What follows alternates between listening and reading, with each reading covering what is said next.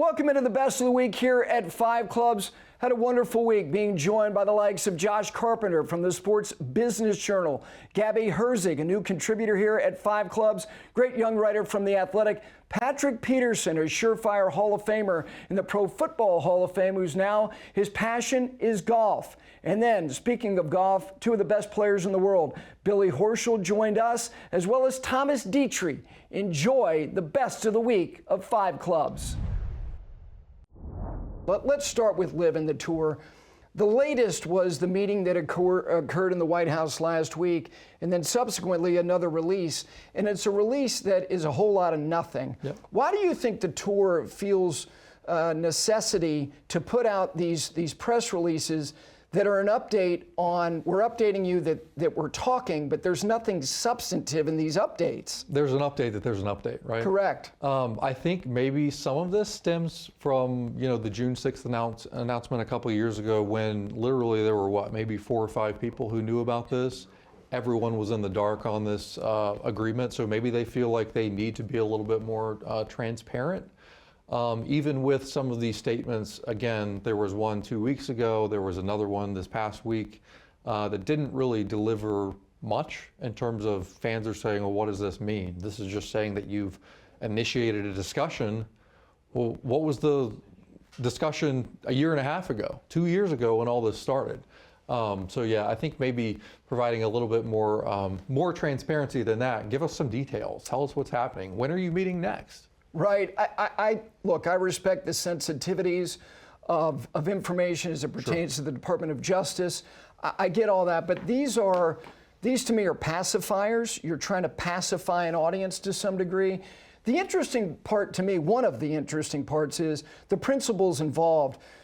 If you look at the optics of who's involved, and now Adam Scott is part of these conversations, does any of that tell you anything? I mean, not really. Adam Scott's always been kind of an even-keeled guy. He's been around for 20 plus years now on tour, so he's someone that maybe other players lean on to have a calming effect maybe on talks. You put Tiger in there. Obviously, we all know about Tiger, right? Yep. So that speaks for itself. I think the big deal this past week was having Yasser Al-Rumayyan from the PIF in the room. He was not at the White House 2 weeks ago when they met, so having him here in the White House last week, I think was a big deal, just in that, was listening to Rex Hoggard and Ryan Ladner's podcast this morning. You don't oftentimes get 4 hours one-on-one with the President of the United States. Mm-hmm. So to have Yasser Al-Rumayyan there, to have President Trump dedicate that much time to trying to make this deal happen, I think says a lot. He wants to make this deal happen. In fact, I've been told, he's tired of talking about it. He just wants to move on, make it happen. Talking to a lot of people on Thursday morning, there was a lot of optimism that they might walk out of the White House on Thursday afternoon, Thursday evening with a deal in principle. Now, What is a deal in principle? What does that mean? It sounds a lot like a framework agreement, right? A framework of a framework. So there was a lot of optimism. Obviously, that didn't happen. I know there's a policy board meeting tonight in the Palm Beach area. Mm-hmm. I'm not sure exactly what will be discussed there, but we'll see what happens. What's interesting, another interesting aspect to me is you have the head of the PIF there, and I get that their players are on the other side of the world, but if this is not making it abundantly clear that the players who play on LIV are employees, and that the players on the PGA Tour, I think, have more voice and more skin in the game than maybe they ever have, led by Tiger Woods. Doesn't that tell you something? Like, where's the mindset? We've not heard anything about whether there is a bullish level of support from players on LIV to find some type of détente and re-entry point, whether it be to the PGA Tour and some wild card entries for PGA Tour players onto LIV. We don't hear anything from LIV players, do we? We don't know if they want to play on the tour. Yeah. You would think, when John Rahm signed that deal with LIV late 2023, I think maybe he was thinking that would bring things back together pretty quickly, right? John was in Palm Springs the week the tour was in Palm Springs. He was in Hawaii the week the tour was in Hawaii. So maybe he thought that it was going to come back together a little more quickly. But yeah, you don't hear a lot from LIV players. The only thing you might hear from LIV players these days is them saying, we don't care about going back to the PGA Tour. Or you hear some players like, I don't get the sense that Dustin Johnson is itching to come and play on the Agreed. PGA Tour. Sergio Garcia, I don't get the feeling that he's like really beating down the door trying to get back on the PGA Tour. No, I'm with you on both of those individuals. With respect to the time and the time it's taken, Sally Jenkins wrote a scathing piece yesterday about the idea that why is the PGA Tour even doing this? Why do you feel the necessity to even need them? Many people believe there's just a few assets that can provide an infusion of interest on the PGA Tour, and whether that's a short-term solution or not. Do you think that the Tour has effectively, whether it was deliberate or not, slow-played LIV to where now some of these contracts are coming due, and maybe some of these guys have raked a big check, and it's like, okay, now I can come back and I've got the bag. Do you think that, again, whether it was deliberate or not, can wind up being an effective tool for them? They might have, and it's interesting to see how the talking points have kind of played out over the last year and a half of, well, LIV had the leverage, and now people are back to saying the Tour might have some leverage, right? I think the best thing for all involved is to just get a deal done, right? I mentioned to you before we came back, the first email that was sent between, I think his name was Roger Devlin, to Jimmy Dunn about meeting was in early December of 2022. And That's here we 2022. sit. This is 2025 we're sitting in. Right. So they've been talking 2.5 years, almost 2.5 years about making this happen. I told you before we came on the air, think about, the NHL lockout of 2004, 2005. Think about the changes to the game of hockey that happened. They eliminated the two-line pass. They changed the goalie equipment. Scoring went up. Games were cut by about 30 minutes each. And how did they get to that point? They locked everyone out. Obviously, golf's in a little bit of a different situation, but lock the players out. Right. That's how we're going to get a deal done. Tell them there's no PGA Tour golf. There's no majors. It's obviously not going to happen, but let's put something in front of these guys that say, this is going to happen if you don't come to this deal, if you don't bring these parties back together. You're a very reliable reporter, and I'm asking you to editorialize, but I'm doing it based on just your own intuition. I have thought this for weeks, that the players is going to be the platform, that they're going to make, whether it's leaked or not, some grand announcement, and they're going to co-opt the space, and they're going to give LIV that stage to say this is where it's happening, and understand that we'll drive it, but you're going to be an arm of this. What is your intuition tell you? You're saying around the Players' Championship in a few weeks? Yes. Yeah, I mean, I could see that. Certainly that's the PGA Tour's biggest moment, right? I don't know. I know Rex Hoggard mentioned that a LIV player told him that potentially a LIV player could compete in the Players' Championship. I think if you look at these two parties potentially becoming partners in the future, LIV has an event in Singapore that week. So correct. If the PGA Tour I'm is not saying players, but an yeah. announcement of this is what it's there going certainly to be. there certainly could be, and that would make sense. I don't think Augusta National would love for anything to happen in the weeks running up to the Masters. Not at all. Gabby, I go back to last fall as we start this conversation with the reporting you did and digging in on the challenges that existed for the Public Investment Fund of Saudi Arabia, the PGA Tour, as it relates to antitrust and the Justice Department. And that was an education for a lot of people. And now here we sit on the doorstep of the month of March, feeling like something really is impending, that we are on top of significant news. But I want to know, based on what you're hearing from the membership of the PGA Tour, how much do they actually know? I think that players don't know a whole lot right now. Obviously, the Player Advisory Council is updated as developments come. We know that the first meeting in the White House, the Player Advisory Council was notified the morning of that it was happening. But in general, I think players and fans and constituents of the game are really waiting around to see what these next steps will consist of. There's been progress made in the White House in collaboration with President Trump. Last week's meeting was striking, honestly, to me, seeing Jay Monahan, Tiger Woods, Adam Scott, and Yasir Al-Rumayyan meet in person in the White House. That's a significant step right there. But I think that there was some optimism going in that this thing thing could be completed in that one meeting, and they ended up spending 4 hours together and not coming to that deal in principle that some anticipated out of the meeting. So I think in general, players right now are waiting, just like we are.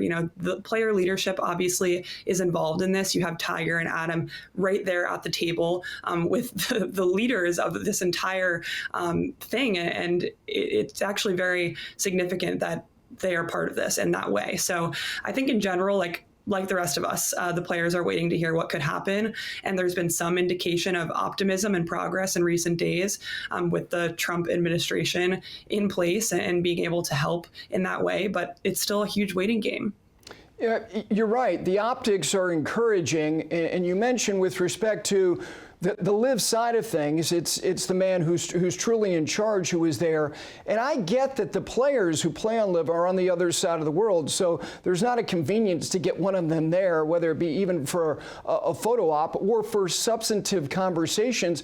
But what is it that you make of their side of things? Because it's about primarily what I'm hearing, and I think you're hearing the same thing, is when are live players going to play on the PGA Tour? Do live players want to play on the PGA Tour? And how about the other side of PGA Tour players dipping their toe in the waters of live? Where is the live player representation in all of this?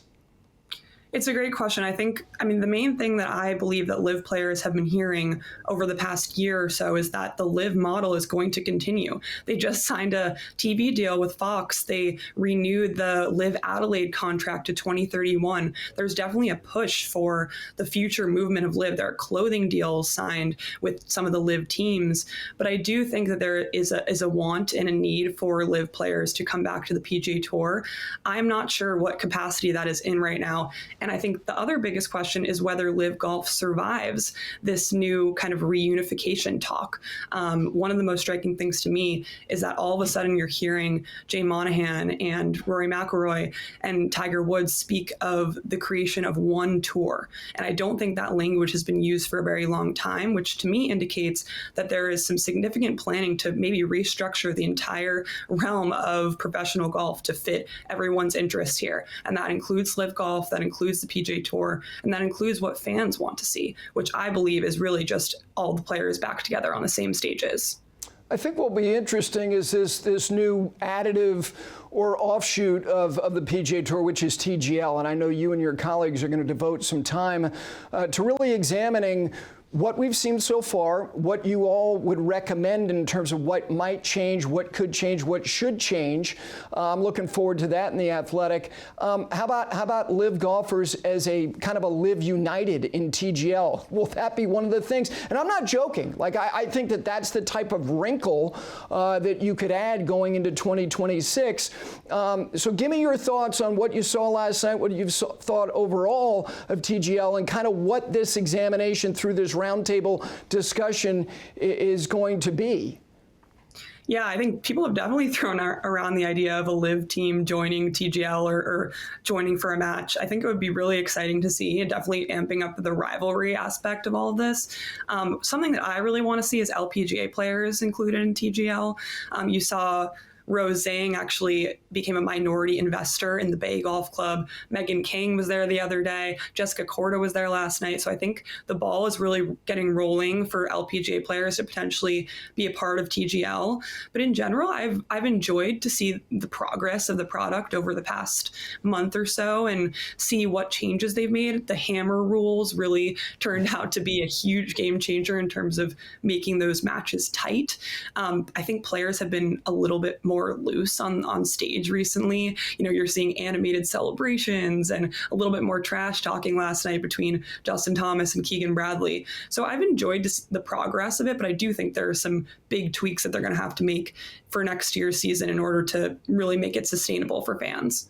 You did a very lengthy question and answer with Rose Zhang in The Athletic. I recommend everybody read it. It is thorough. I mean, you guys get into a lot of stuff. I don't think a lot of people understand the kind of course load and balance she is trying to have in her life as still being a student and a professional athlete simultaneously. But one of the questions you asked her was, is the LPGA doing enough for their stars? And you never know with tone, but when somebody says no, that to me is an emphatic answer.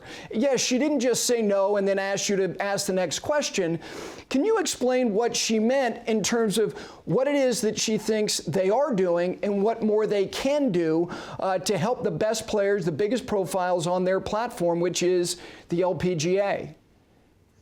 I know. I was actually very surprised to hear that honest answer from Rose. You know, she doesn't shy away from tough questions. She's a really mature 21-year-old, and I think she was just honest about how the LPGA hasn't necessarily capitalized on some of the momentum behind women's sports. Obviously we saw Nelly Korda go on the tear that she went on last summer with those 7 wins, but she didn't necessarily get the traction and the attention that, a Caitlin Clark got. Obviously she's a global superstar, and basketball has a totally different audience, but Nelly's feat was, just as huge as some of these other female athletes that are getting attention all over the world, and Rose Zhang equally so, coming out as one of the best amateurs in the history of the game.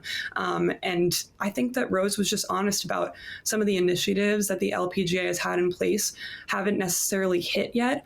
They haven't made the impact that I think a lot of players desire, and a lot of players are willing to do those things and put themselves out there and showcase their personalities and their personal stories. And Rose is definitely one of the most willing to do that. She is a great interview and is always grateful with, very generous with her time. And I think that it seems like there are some things happening behind the scenes. Rose hinted at some new maybe practices or initiatives the LPGA is working on to make those things happen. But in general, there is definitely a lack of kind of enthusiasm around what the LPGA has done across the board from players that I've spoken to within the past year. Last thing for now, you were a college golfer. You have a brother who's a very good college golfer at Colgate. The Luke Clanton story, I don't know if they thought this relationship with college golf and the PGA Tour was going to present something like this, but you were at the WM Phoenix Open. Friday afternoon was electric. It's electric no matter who is going through these final holes, but everybody knew what was on the line for him. It's on the line again this week. What is your view of this as somebody who went through a college golf system to see something like this present itself as a college golfer on a professional stage? I think it's incredible. I mean, the new pathways that have opened up for college players in recent years with the PGA Tour U program and now PGA Tour Accelerated have brought this new energy to some of these events, the kind of in-between PGA Tour events, regular field events. And we saw it with Luke Clanton at the Waste Management. He absolutely lit it up that Friday afternoon. I actually watched it on TV. I was on my way home to New York, and I was absolutely glued to my phone. I was sitting on the plane watching him make birdie after birdie and just have that look in his eye, really chasing a PGA Tour card down. There's so much on the line for him right now. And I think a player like Luke, we're not only seeing a generational talent, over the summer with those 3 top 10s, he became the first amateur to place in the top 10 3 times in a PGA Tour season since Jack Nicklaus in 1961. That is just an insane stat to have on your resume. We're also seeing just an entertaining player enter the game. Watching him chase down those birdies on the back 9 in Phoenix was, just as you said, it was electric. And, he kind of reminds me of a Jordan Spieth, I would say, just the same kind of energy to grind it out no matter what. So I, for one, am very appreciative of the new pathways that the PGA Tour have opened up for college players, because I really do think it adds a new layer to the game. Yeah, I said he reeks of belief. He's got a strut. He's got a gait about him that I think is captivating. And again, they've got that storyline as part of the Cognizant this week with a college golfer.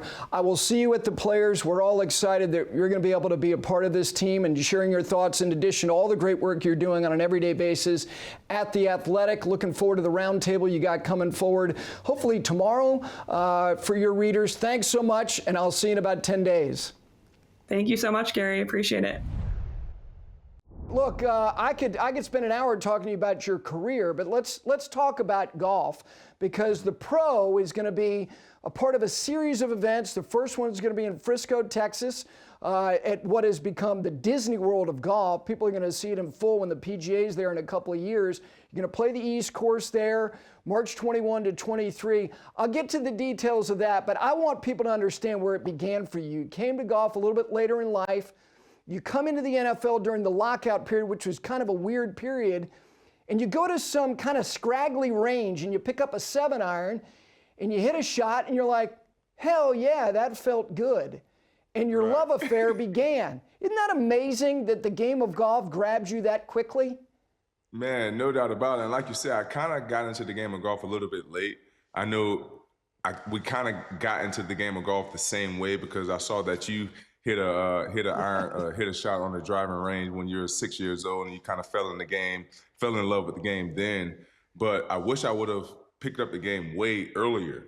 But for the most part, when I did pick up the game, the bug bit me. I was like, yes, this is what I want to do, because I knew it was going to be something that's going to be able to keep me competitive after I'm done with playing football. And the thing about it is, when I did pick up the game, it was only the kickers and the quarterbacks playing, golf. Now you got almost every position in the locker room playing golf. So I love to see how the golf game has evolved throughout the locker room to where now there's more than just a small group of guys playing. No, it's a good point. And again, you look at some of these celebrity events, most of which are athletes. It's quarterbacks and kickers that have been competitive, but it's not just that. It's like you said, it's become broader in terms of who's interested in it. Patrick, your position as somebody who used to cover all sports and covered the NFL, the reaction time, the twitchiness that is required of what you did on an everyday basis at the most elite level is so different from the methodical nature of what golf is, where all you have is time to think. What is it about golf and that aspect of it that you like? I believe that's the part I love about the game of golf, is the time that you have to think on certain shots, the time you have to think on how to get out of trouble, the time you have to think on, what you think the greens are doing, or calibrating the greens, because we all know that, if you play in one area of the country, when you go somewhere else, the greens and the contours are totally different. So now you have time to think about those type of things. So for me, I love the mental aspect of golf, because when I was playing football, that's what I loved about playing football as well. The preparation, watching film, understanding my opponent. So therefore, golf has kind of put me in that same perspective of understanding the course, understanding when to take your medicine, understanding when to be aggressive, almost like a third down call. If it's third and 5, the team is on the plus 40, we trying to get them out of field goal range, we might want to send some pressure. Same thing on golf. When we come up to a par 4, it might be, 315 yards, downwind. It's a possibility I can drive the green, but therefore it might be bunkers all over the place. So therefore I have to understand, is this the time for me to be aggressive, or is this the time for me to take my medicine, which is hitting a 7-iron, leaving myself out, 95, between 105, 95 yards into the green to give myself a better opportunity of making birdie versus hitting my driver and God knows where it's going because I'm trying to drive the green. Patrick, I was listening to an interview you did with Drew Stoltz and Colt Knost of the Subpar podcast. You were talking about your first experience at Augusta National at the Old Course. And the thing that got to me, Patrick, is it got to you. Going to those places penetrated you. I want you to share with people what it was like for you to not only play Augusta National for the first time, to birdie 1 and 2, to make 6 birdies in that round. That had to be overwhelming. Yeah, it really was. Just having the opportunity to go there.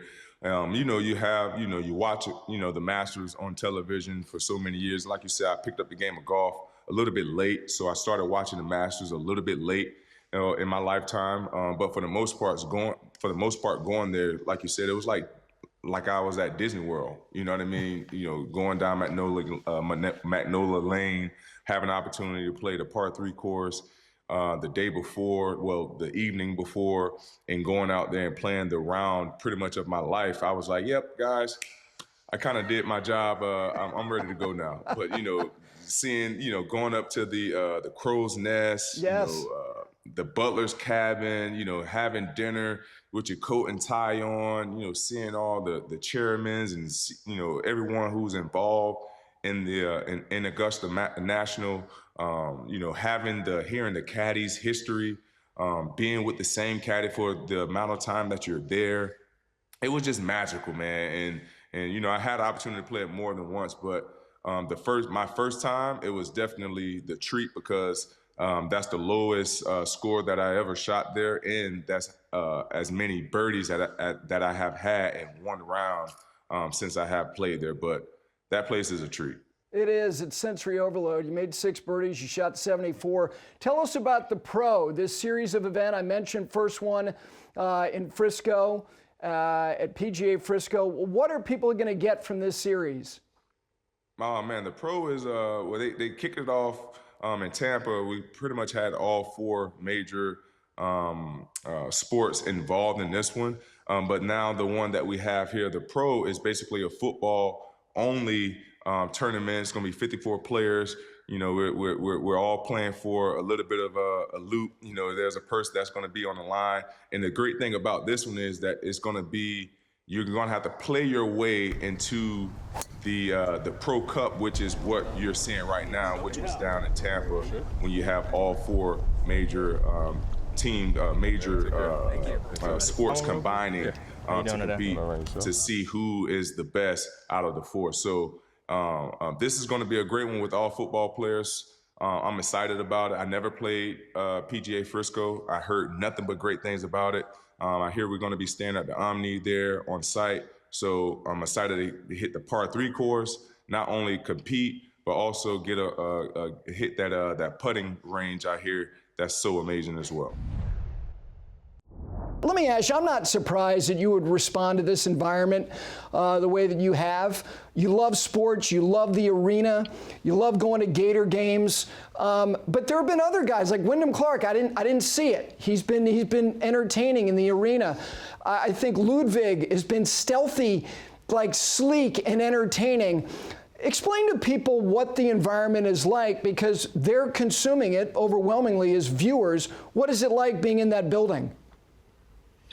I think we all are just amazed that we're playing golf in an arena. I mean, I think every one of us has grown up watching sport, watching NFL games, NBA, NHL, MLB, and you see these guys play in an arena, you play in a stadium, and obviously we've sat in the stadium, but to be down there on the field competing is a completely different feeling. So whenever I've walked into the stadium, as I said from the very beginning, when I walked in November, I think the first time, I feel like, Atlanta Falcons player walking into Mercedes-Benz Stadium every game, ready to compete and try and win for my team. And you've got 60, 70,000 people in Mercedes-Benz Stadium going crazy. So, it's that feeling. Obviously, we don't have 60, 70,000, 80,000 fans in SoFi Arena or SoFi Center, but we have 1,500. We have the music. We have the video boards. We have everything you would see in an arena. And it sort of just gives you goosebumps. I mean, golf's always been played outdoors, and here we are playing inside in front of fans with music and, like I said, video boards and hitting to a screen, like something completely new and exciting. And for me to be, doing this in my 16th year as a professional golfer, sort of gives me a little, not that I ever needed a little fire, but sort of a little spark, to enjoy this golf even more. Your owner, Arthur Blank, spoke last night. He was interviewed. He talked about some possible additions to TGL. Look, you know his background. This man is a visionary from Home Depot to PGA Tour Superstore. He's the owner, as you mentioned, of the Falcons. His involvement in golf and what he does through the first tee, this is a magnet. What has it been like sharing time with him? Yeah, I've been fortunate enough to be friends with AB for 10 plus years. He's such a great guy. I think everyone thinks of him as Home Depot and started a PGA Tour Superstore and the success he had there. But he has a giving background. I mean, philanthropically, he has done so much and given so much money to so many different causes around the Atlanta area, around the country. And I love spending time around him. I'm very fortunate enough to call him a great friend. And I knew when he was going to be a part of this TGL league, I knew there was a pretty good chance I was probably going to be on AB's team going forward. So, obviously I'm because of how close my friendship is, I want to win so much more for him and win a trophy for him. So it's nice that we made the playoffs and we have the opportunity over the next couple of weeks. You're very plugged in. You have been from the beginning as it relates to the tour and what might or will happen as it relates to the PIF and LIV meetings and releases. We've seen that. We've seen several of both over the last couple of weeks. There was something last night with your membership. Is a deal imminent? Yeah, I think a deal's imminent. I said this at 22 Scottish Open, I think it was, when I first addressed this whole LIV situation in PIF. I thought, at that time I said about 5 years down the road, I could see us coming together and figuring out how to make things work. Obviously, it's happened a little bit sooner. It was 18 months ago that we agreed to figure something out. And here we are almost, 2 years later now that we're still trying to figure this out. I do believe a deal is intimate. I mean, I do believe playing with Yasser at Dunhill and understanding his views of golf and seeing how much passion he has for the game of golf. He just wants to be in the game of golf. He wants to, I guess you've heard it so many times said, he wants a seat at the table. And so I think there's some way to make this work. Obviously, as fans, and I'm a player and I'm in it, but I'm also a golf fan. I can see how fans are sort of disenchanted and tired of hearing about, well, there's a deal coming. Listen, there's a lot of little things they've got to figure out. And it's not just, a click of the fingers that we can make this easy. So I believe it's going to come. Hopefully it's over the next month or two. Hopefully it's sooner that we can announce something. Like I said, I don't know everything that's going on, but I know we're close and we're just hopefully we can get something done and we can sort of bring the game of golf back together because I could never imagine, as I said in 22 talking at Scottish Open, that we would have disenchanted our fans so much that they'd be a little bit turned off for golf as they were last year. Billy, player representation, and I don't think it's just a photo op of Tiger last week at the White House or Adam Scott. I think player representation and your voice is being heard more than it ever has. Do you think the membership is well informed with everything that's going on? I think we've done a really great job of having our voice heard more than ever before, as you said.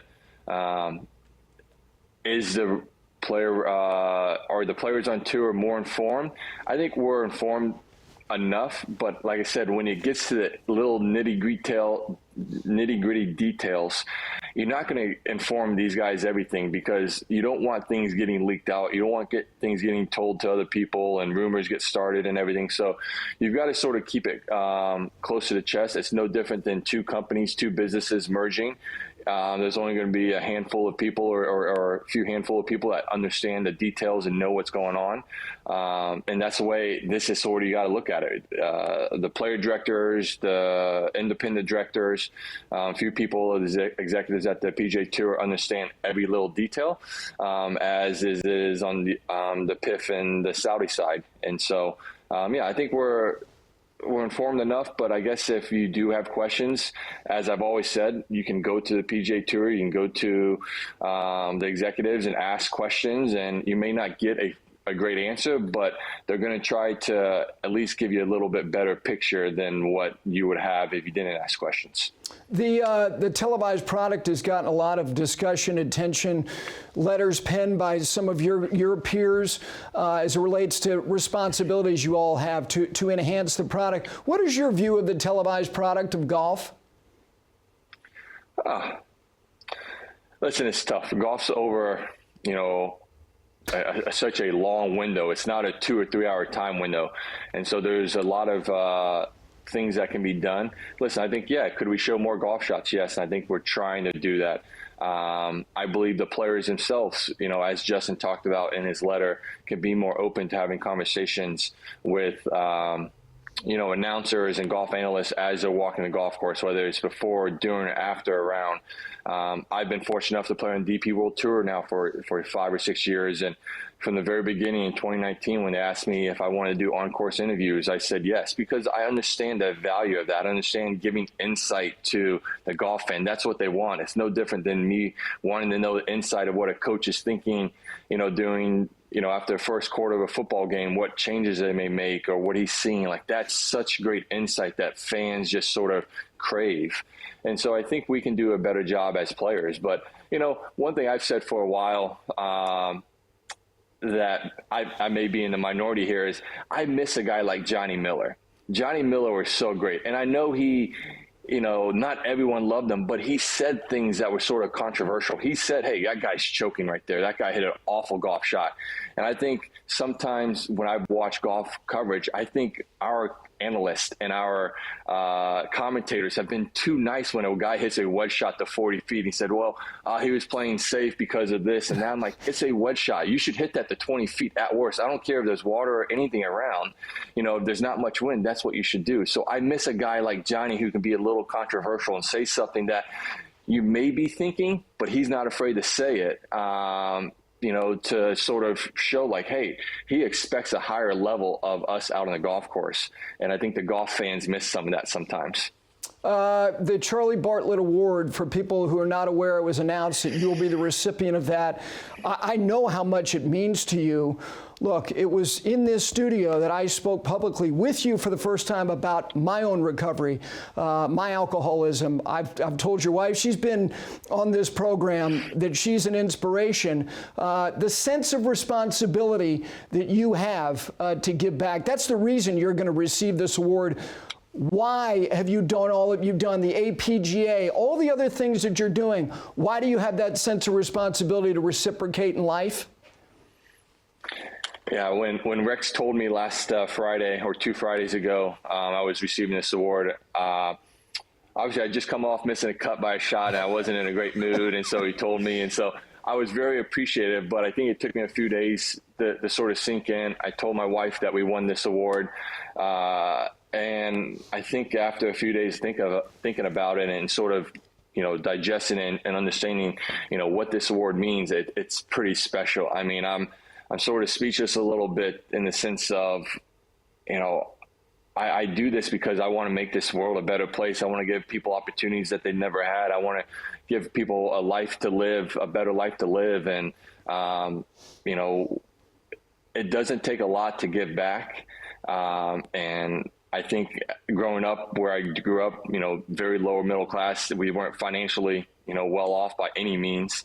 My parents just, showed me the value of helping others, in a time of need, whether it be a neighbor, a family friend, anything after a hurricane, of going through a hard time, whatever it may be. My parents were very good at helping people out, and they showed that to me. And Brittany and I have sort of carried that on, the values that my parents instilled in me. And, we care a lot about a lot of people, and we want to, we can change one person's life and make it, help them live a better life. Like, that means a lot to us. And we're doing everything we can to sort of make a difference in the world, but also show our kids, the right way to go about to live in this world, how to treat people, how to, be respectful and sort of understand that we've been blessed with a great opportunity with the successes I've had in golf to do more in this world than maybe some of the other people who haven't had the success in life. Very well said. I can't think of a better place to get your mind in a special place that it always is, to be at Augusta National Masters Week. Appreciate you doing this as always. Congratulations on the award. It's so well earned, and I know you're going to receive it with great humility. Best to your whole crew. Thanks, buddy. Thanks, Gary. Always great being on. Thomas, good morning. How you feeling?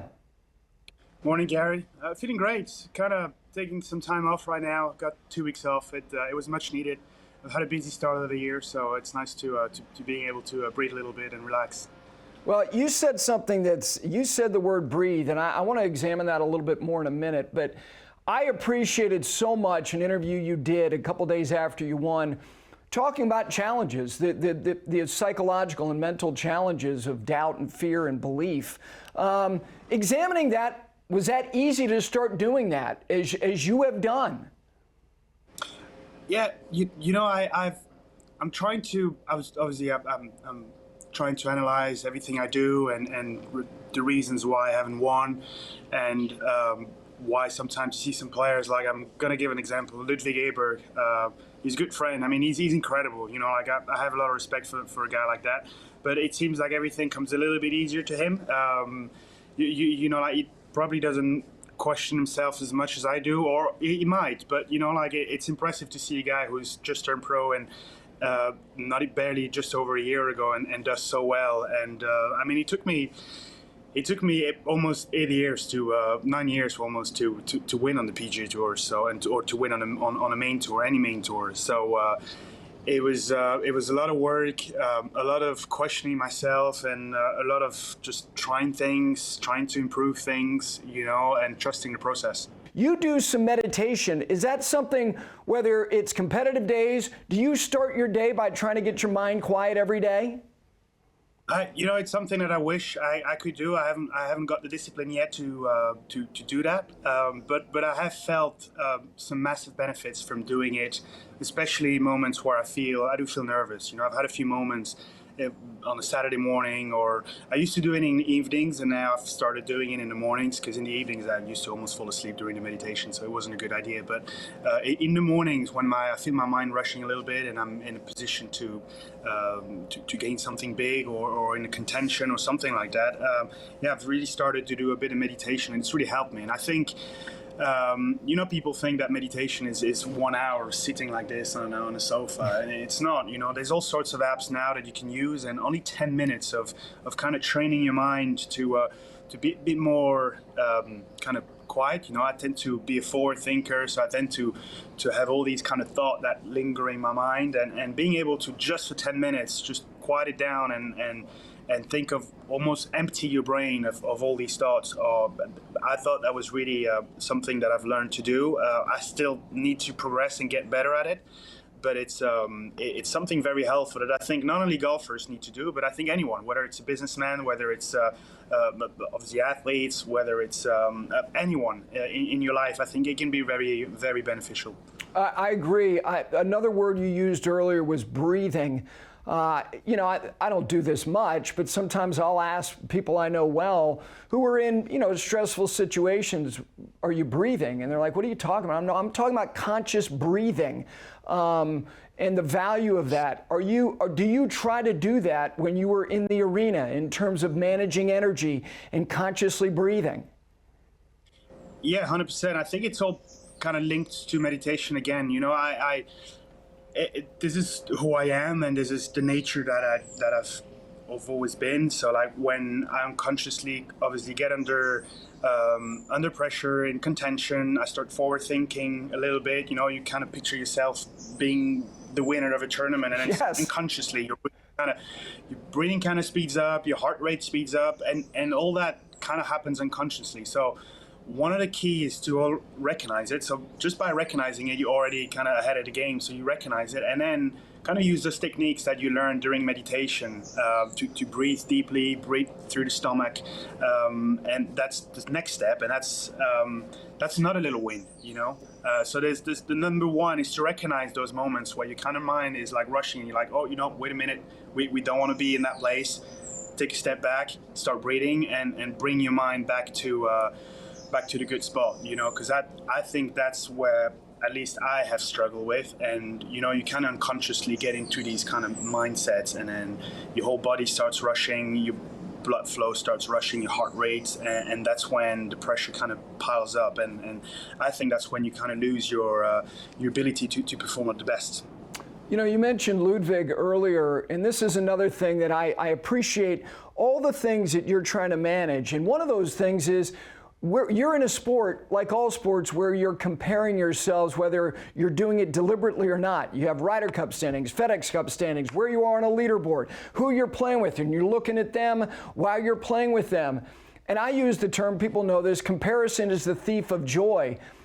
Do you try to not think about looking at other people, whether it's on lists or whether it's on leaderboards or whether it's who you're playing with, and just focus on yourself?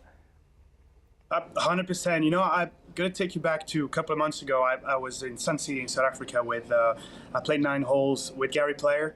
And we didn't have a heated. I have huge respect for Gary. He's incredible. I mean, he's one of the biggest names in the game. He won, I don't know how many times, one of the biggest athletes in South Africa. But we kind of had a conversation about, you know, he was just wondering why I hadn't won. You know, he was kind of almost telling me off why I hadn't won. And I was kind of telling him, I was like, you know, like, I think that there's a bit of genetics in that sense that to some players it comes easier, and to other players that just have to work harder. You know, I'll give you another example is Paul McGinley, who have huge respect. He's been really helpful to me, and we've shared a couple of rounds of golf together. We've had dinners together, and he told me same thing. You know, for Paul, it took him 15 years, I think, to reach the Ryder Cup. You know, it didn't come so easy, so quick, and experience, and I feel like I recognize myself a little bit more on that side rather than the Ludwig Aberg side, where Ludwig is obviously one of the best players in the world, and I have massive respect for him, and he's incredible. But he seems like, to someone like him, he's obviously very hardworking, but maybe those winning moments come a little bit easier to some people than others. And you know, to someone like me, it took me a little bit more time and a little bit more hard work, especially on the mind side of things, to get that first W. You realize what a badge of honor it is for you to get told off by Gary Player? You're now a made man. At least it wasn't about your diet or what kind of food you're eating. Yeah. Yeah, well, I obviously ask you all these questions. Do you work out, Thomas? Do you do this? You do that? Like, yes, I do work out. I do all these things. I do all that stuff. But yeah, it was pretty fun. I mean, we were not on the same page. You know, he was saying that why that you need to love it in your heart. You need to be a winner. I was like, yes, I know that. I do really want to win a golf tournament, and this is like what my dreams are made of. But I do think that not to blame it on me, or not to say that I'm just unlucky, but it's just it took me a little bit more hard work to get there than some other people, and I think it's part of genetics. I really do. I think that some guys are natural winner, and some guys are naturally not really thinking of any consequence and just go straight to the target, and it took me a little bit more of a couple of turns, you know. No doubt. And look, the way you got there was so emphatic. The combination of the totality of your performance, especially down the stretch. I hate to ask this question in the form of how did it feel, but in terms of when you're in a flow state, which you were obviously in, when you're executing shots in the manner in which you are, you're making putts, you're obviously seeing lines, everything's dripping in with perfect speed. Is that the culmination of this journey? And it's not the end. In many ways, it's just the beginning. But take me through that final stretch of holes when you are literally in a state you haven't been in before. Yeah. So I'll start with one of the moments that I remember compartmentalizing the round, kind of thinking, okay, there's the first front nine. We all know, well, players know that the front nine at TPC Scottsdale is a bit tougher, so trying to shoot on the par on the front nine with that lead that I had was big. And then there was the tee shot on hole number 11, which was key as well. It's a tough tee shot. And then the next tee shot was 15, and I remember really being kind of in cruising mode, not really thinking of any consequence. I was kind of in the zone. Hit the fairway on 11, birdied 11, which was big, hit it to the middle of the green on 12, hit the fairway on the par 5 13, which was crucial as well, hit the green in 2 on 13. So I really, at that time, I was kind of in the zone and in the flow and not really thinking of any consequence. And then kind of, you know, little silly mistakes, a 3-putt 13, and suddenly, you know, I kind of felt my mind thinking, being more forward thinking, kind of thinking, oh, here we go, actually the lead is kind of shrinking a little bit. I just 3-putted. Things are not going my way as easily as I thought they were going to be. So that's kind of where I use those tricks that I use during meditation. And I was just like, okay, back to breathing, no rush. Stay in the moment, stay in the present, stick to your routine. And I did a great up and down on 14, and I showed up to that tee box on 15 in actually a really good mindset, knowing what I had to do, and I just smoked the drive. And I felt like at that time, that was kind of a winning moment for me, where I was like, okay, there was a little bit of a stressful moment there. Daniel Berger was coming back. He just chipped in on 14, and I was able to use those tricks that I've used during meditation and bring it back to the moment and stay in the present and commit to my target, which is really all I needed to do. You certainly did. This may seem kind of odd, but I asked you this last year. We did a radio interview, and you're a very stylish player, the Boss gear, G4 kicks, G4 glove. And I asked you, why do you affix your glove on the back of your belt? And you said, I wasn't even aware of that. I'll stop doing it. I said, don't stop doing it. You're playing great. You just finished 4th at the PGA. Do you remember even when you started doing that? Because everybody stuffs their glove in their back pocket. You take the Velcro strip and strip it around your belt. The belt, yeah, I do. Yeah, it's a good question. I mean, I don't know. It's just kind of a habit that I learned.